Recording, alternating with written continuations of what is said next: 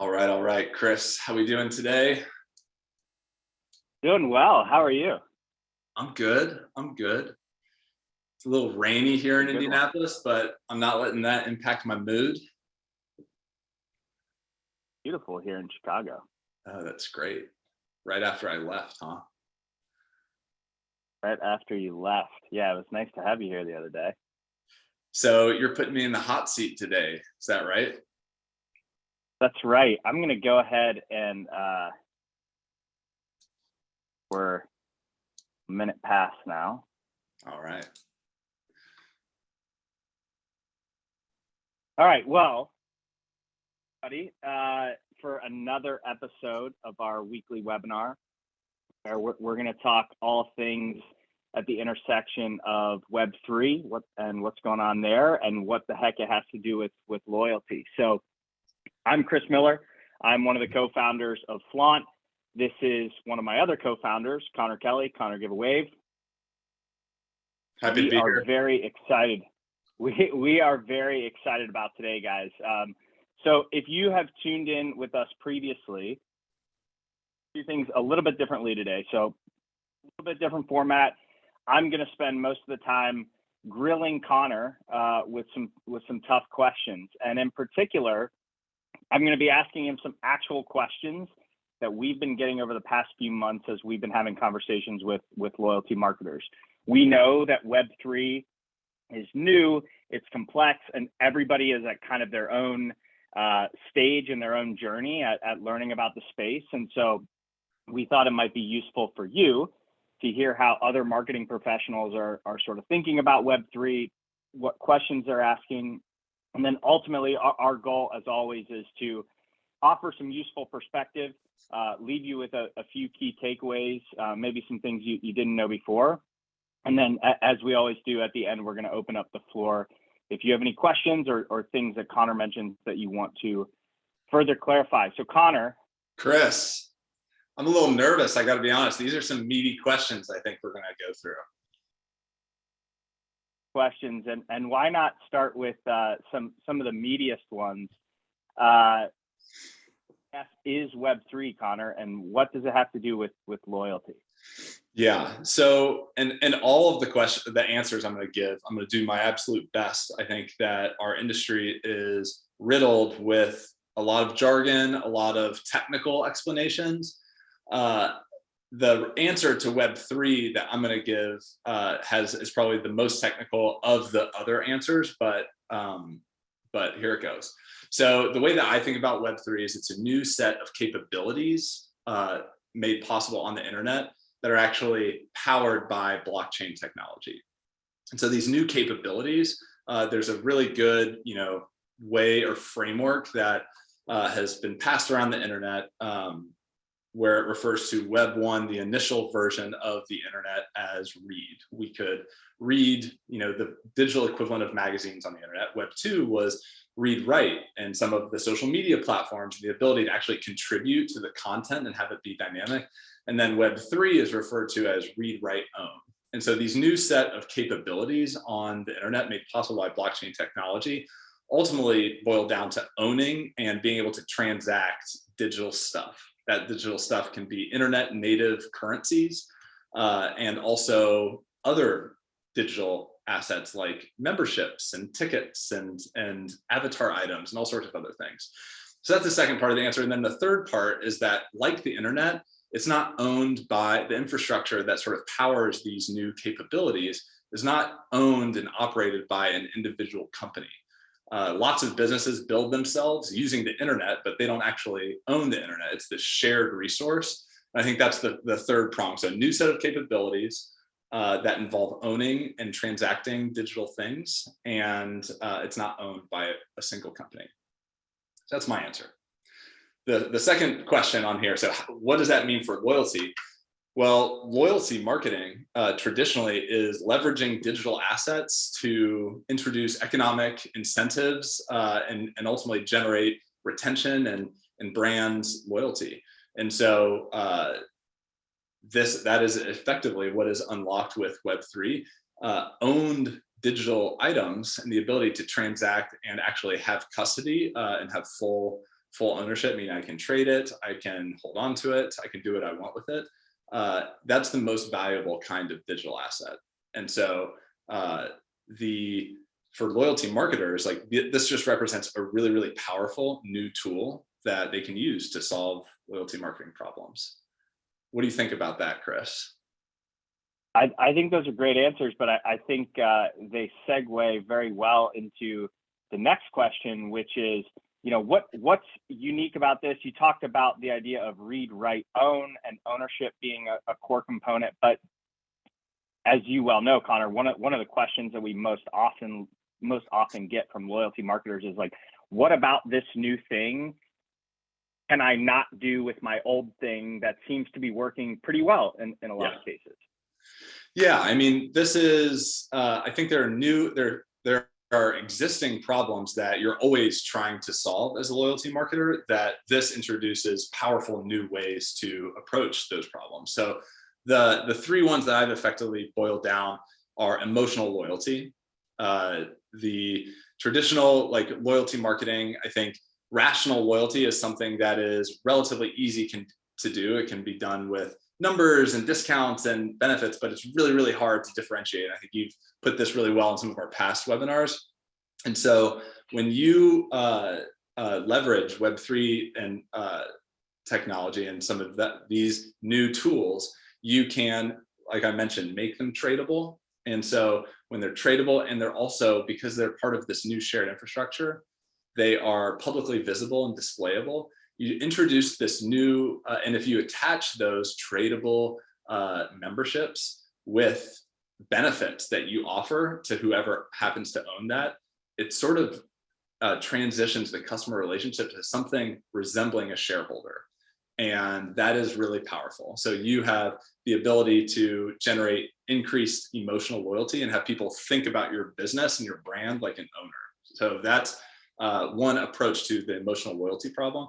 Second one is customer acquisition. You know from your days in digital advertising that not only is it just more competitive, but acquiring customers is getting more challenging to do with some of the iOS changes, et cetera. And so if you can increase the ability and incentives for your loyal customers to spread the word on your behalf, you can have introduce and a tighter and stronger customer referral loop with incentives that are a little bit more organic feeling than traditional referral programs. And then the other thing is still on customer acquisition, you can offer benefits to complementary communities.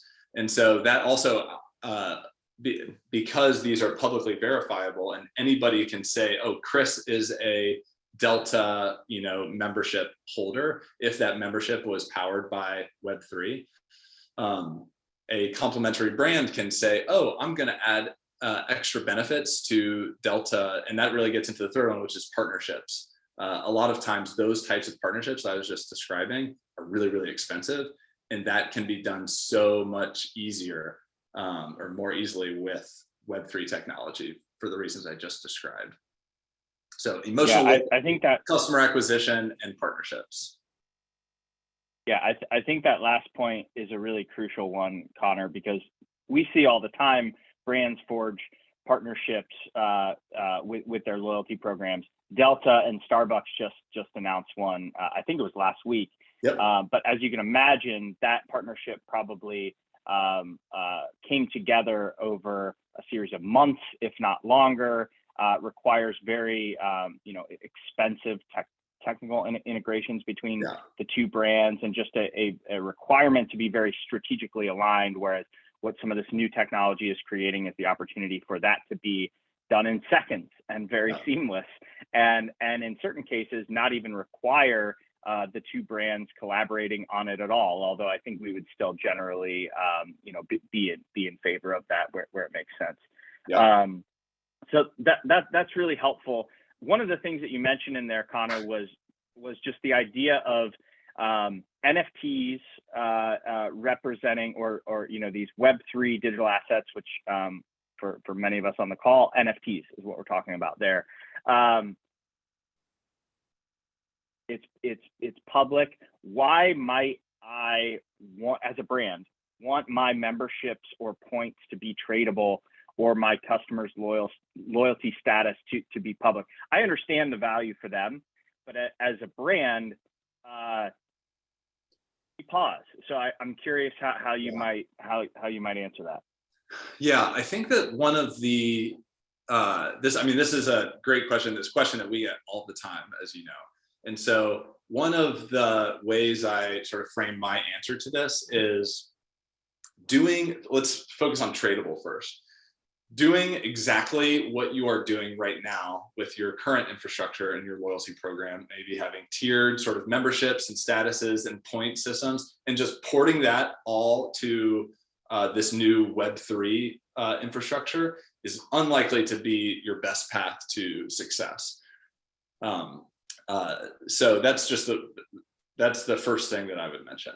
Second thing is, and I mentioned this earlier, when you give somebody the flexibility to trade and basically effectively turn their loyalty status into a stake in your business, when structured appropriately, you can introduce a new mindset for them.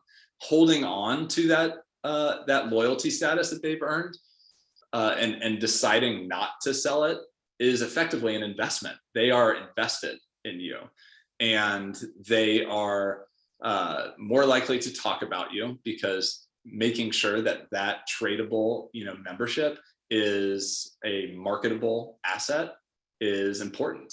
And doing that in this context, when you own your house, making sure that it's a marketable asset is mowing the lawn and repairing it, et cetera. But in this case, it is talking about it and spreading and introducing brand awareness. So particularly when your goals and you're thinking about, I want to generate emotional loyalty and advocacy, this can get really, really interesting for you. And so I think that and then the other piece is, you're already doing things to make this as flexible as you can for people. Like, lots of loyalty programs introduce partners and they try to make it as flexible as possible to give people options. And so this is really just taking that to the nth degree, and then adjusting the approach or business models accordingly in order to make sure that this is still this better customer experience is supported with your business. And then so the next one on making them public, the sort of question here is, the people that are loyal customers of mine, like, these are really, really valuable, that's a valuable asset to me. And if other people can see who is a loyal customer of mine and they add benefits to them, then they can steal, my customers. And so there's two reasons why having the loyalty status be public is interesting. Chris, I think you're a Delta Gold Medallion member. Is that right? Not for much longer. I think they're about to rip the cord out. But there you go. That's another conversation. But I wouldn't have known that had we not been in the loyalty marketing business. And so the idea that you can turn your membership and status into something that's publicly displayed, where we spend, by the way, 8 hours plus a day on the internet. So it allows your brand to add value in the places where we are actually spending time and actually, surfacing that information in ways on your digital profiles, et cetera, which otherwise I wouldn't have known. So that's one piece. And the other piece, which gets more to like the reason they're asking this question, is they're a little scared that somebody's going to steal their customers. But if you're Starbucks and your Web3 powered loyalty program, let's say it's mainly focusing on NFTs as opposed to like branded currencies, and the wallet addresses that all own these different stamps, which is what they're calling them, are public, and let's say Pete's Coffee decides to give discounts and try to steal some of the Starbucks customers. Ultimately, oh no, how dare they? How dare they? Ultimately, that value, like the reason you got some of those benefits, even if it's not a competitor and it's a complementary brand, the reason that you got those benefits is that you're a Starbucks member, and that value ultimately accrues back to the community that you are building as part of this more open loyalty program. And then the final piece of my answer would be, this is something that at this stage of the market and industry, makes sense to be introduced as a complement. So Starbucks is not totally upending their Starbucks rewards program. They're offering a complimentary brand experience that is linked as part of the link to the same login as their traditional loyalty program. So in that way, it can be structured. There's a lot of flexibility for how you can structure the program. That's my answer.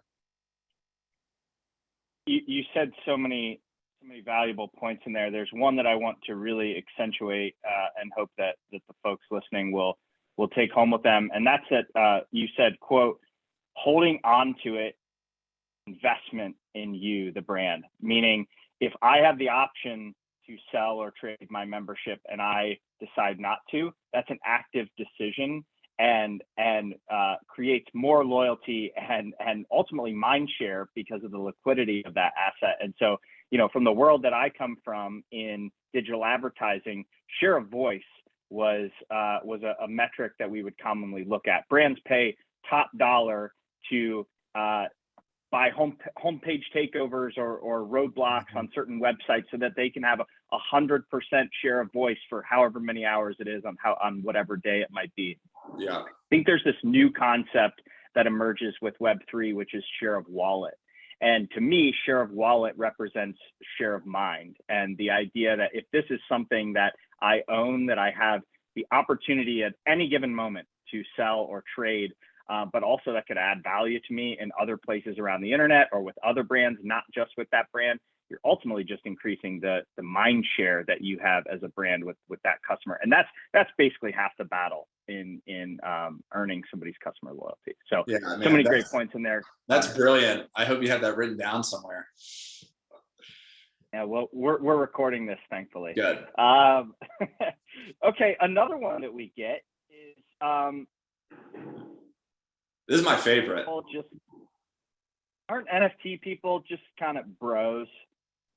Isn't it just like bros? Isn't it just Gen Z? Like, how do you know that my customers, if I'm a home decor brand, or I'm a fashion brand appealing to millennial women, how do you know, Connor, that my customers want this?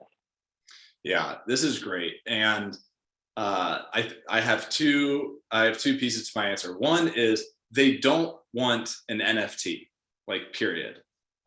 They don't want something that's marketed to them as an NFT. That doesn't matter. The thing that they want, and it comes down to just like first principles, as a consumer, owning your valuable digital things is better than not owning them, like, period. I would rather have a basketball than just have one that is rented and available to me, like, in certain contexts. Like, owning your digital things that are valuable is better. It's a better consumer experience.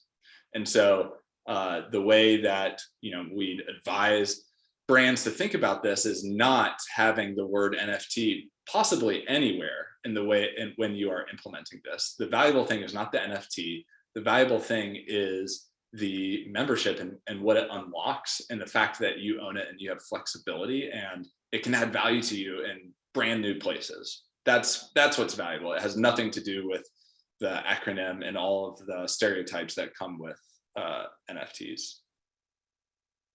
Yeah, I love that. And I think that all of the points that you've just kind of made over the last few questions lead to this one, which is anytime I introduce something new to my customers, especially, you could remove the word NFT altogether, but if there's this new tradable membership asset, for a lot of customers, that's going to be the first time that they're interacting with a brand in that capacity. And so you are introducing some new concepts and some new behaviors potentially into their experience. And so just kind of curious, like, as a brand, do the benefits of all this outweigh some of that added complexity that my customers might experience, and certainly that I'm experiencing as a loyalty marketer, launching an NFT program or a Web3 powered loyalty program for the first time?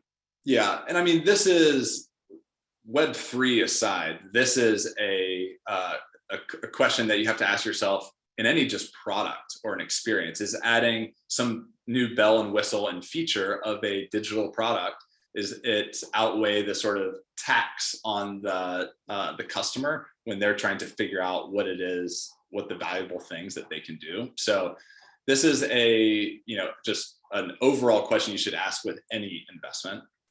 The case where it doesn't probably make sense is if you are literally going to be doing exactly what you're doing now, and if you were to just put that on a blockchain and use Web3 to do the exact same thing, it's unlikely to be worth the investment, the upfront investment, and then just the ongoing need to interact with a different database, a different infrastructure that you don't control. And so taking advantage of it, and the cases where the benefits do outweigh, is when you think about this as a new tool that you can use to solve some of the problems we mentioned earlier, and really get crisp on the business challenge that you are hoping to solve, and making sure that you are measuring success against it. If you are just using Web3 for the sake of it, that's unlikely to be a effective strategy.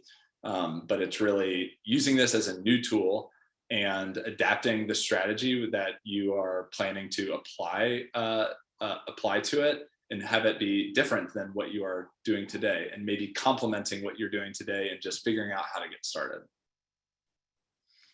Awesome. Well, the fact of the matter is, brands are doing this today. Lots of them, in fact, and there tends to be a certain playbook that brands typically will follow, and frankly, it's a copy and paste of what some of the Web3 native brands and NFT communities, the Bored Ape Yacht Clubs of the world, have started with, which is selling expensive JPEGs, creating some sort of community platform experience that lives, off the brand's platform. So most common is Discord. Telegram is another one used. Yeah. And then there's this whole other myriad of additional sort of complex platforms that come into play as well that I won't even touch on at this point. But and then the last piece is promising this sort of exciting roadmap, a la a loyalty program list of benefits that you can have if you're a part of this. And so I guess I'm curious how you might challenge this sort of notion or this like stereotype that this is what doing NFTs means. Yeah, and I get why it's all the sort of like stereotypes. It's difficult to see beneath the surface, and part of what I feel like our jobs are is to help loyalty marketers see the power of this new tool that falls squarely in their role within the marketing budget and marketing strategy. So the answer to this question is no, it doesn't need to involve selling memberships up front, promising a roadmap, and managing a really, really taxing and time-consuming community. So the first one, selling memberships, just like or passes, or more ephemeral sort of just limited time tickets, etc. These can all be earned, just like traditional loyalty status. You can shop with the brand 5 times and unlock access to this new membership that offers these perks and benefits. So, and the vast majority of these types of Web3 powered loyalty assets are going to be earned, are going to be distributed for quote unquote free to loyal customers. But it's possible that based on the strategy, a brand may want to offer some really, really costly and expensive, experiences and benefits to their super fans. And in that case, selling this membership may make sense because it depends on the business strategy of whether you want to target a high propensity to pay element of your audience. So I don't want to rag on sell because I think it's a valuable additional tool that you can use to engage a segment of your customer base. And then creating a Discord, there are other ways to leverage your community, but community is optional in this. It is a valuable marketing strategy, and we think the Web3 world lends itself well to it, but it certainly doesn't need to be conducted in a real-time chat, which requires moderation, a lot of time investment from the brand. But there's something to be said for a direct line of communication with your loyal customers, and some of those platforms are actually effective at doing that. And then promising excited roadmap, structuring your benefits in a way that makes sense is just a loyalty marketing like 101. But the important thing to note is, even if I own the membership into perpetuity because it's on this new Web3 infrastructure, doesn't mean that the brand has to support it into perpetuity. They can say, this is our sort of first generation, our first edition of this membership, and we're going to support these benefits. So there's a lot of flexibility. That's really helpful. Just in the interest of time, we'll move into the last couple questions that I have for you here, and then make sure we save just a couple minutes at the end if there's any questions from the audience. So if I'm a brand, okay, cool, Connor, everything that you've talked about today, I'm getting it. It makes sense. It sounds intriguing. How might I actually get started? Like what could this actually look like for my brand? Yeah, so there are, I think there are 4 ways of just like the getting started piece that 4 buckets I would classify them in. One is partnering with an existing community is a really, really like light way. There are existing memberships that leverage this new technology that are out there, likely just apply to Web3 native people, this small sliver of customers that actually have gone through all of the massive amounts of friction that exists or has existed in order to participate. And so you could sponsor and partner with an existing community. The second one is you offer benefits to an existing community. So this is where you actually say, maybe you have a loyalty program, and maybe you have the example I gave before, you have a partnership with the NFL. The NFL has lots of different, NFTs floating around with Tom Brady and various teams, et cetera. And so you could say, anybody that owns any of these memberships or passes, I'm going to offer, some unique loyalty benefits with my brand. That's a way that you could get started. But again, those are mostly like acquisition sort of tactics. And then the third one is starting small with a sort of separate brand experience that's powered by Web3. Maybe it has a tie into the loyalty program, but in general, smaller scale that allows you to sort of test and learn in a siloed, manner. And then finally, extending your existing loyalty program. Using some of these new tools where you make this part, you don't complicate and sort of have 2 experiences, but you just have this be an added capability, an experience that is added or available to your loyalty members. So those are sort of the 4 ways I think about getting started. And what could this look like for me in terms of just the branding and creative? I think this is really, there's a big opportunity with NFTs because there is a piece of media that's associated that represents the membership, and each one of those could actually be unique, which is really cool and doesn't exist in the current loyalty marketing landscape. And so getting with your branding team and what story are you trying to tell as part of this, new creative membership, because there's a lot of creative white space. And so getting with your branding team and creative team or agency to really like define a strategy, it's a big opportunity to tell your brand story. And so, we think that there's an angle for every brand, and it doesn't look like Bored Ape Yacht Clubs and gaming sort of profile pictures for everybody. Right. Yeah, that's exactly right. Well, Connor, you are off my hot seat, but we do have a minute left here.